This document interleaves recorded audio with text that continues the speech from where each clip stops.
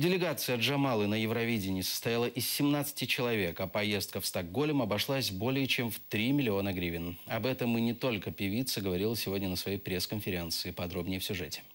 Джамала не будет брать российское гражданство. Так она отреагировала на предложение премьер-министра оккупационной власти Крыма Георгия Мурадова сменить украинское гражданство на российское. У мене одне громадянство, дякую, мені іншого не потрібно.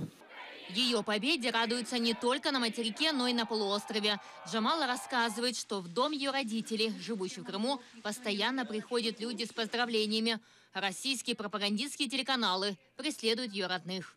Під нашим домом сплять журналісти каналу «Росія», «Москва-24», «Life News», і вони просто там чекають. І це дійсно так незручно. І вони закривають дом і їдуть до родичей. Вони відмовляються давати коментарі. Вчера президент Украины Петр Порошенко присвоил Джамале звание народной артистки. К награде она отнеслась довольно спокойно. Я люблю Майкла Джексона і Вітні Х'юстон без всяких там народних регалій.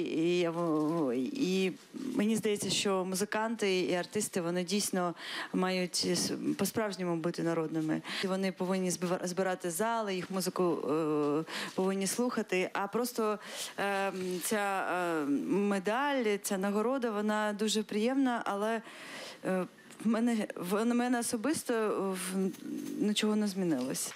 Завтра, 18 мая, в годовщину депортации, Джамала обещает быть вместе с народом. Я обов'язково завтра буду на Майдані і буду в оперному театрі. Я не знаю, чи буде можливість заспівати, тому що там зараз вирішується питання стосовно звуку.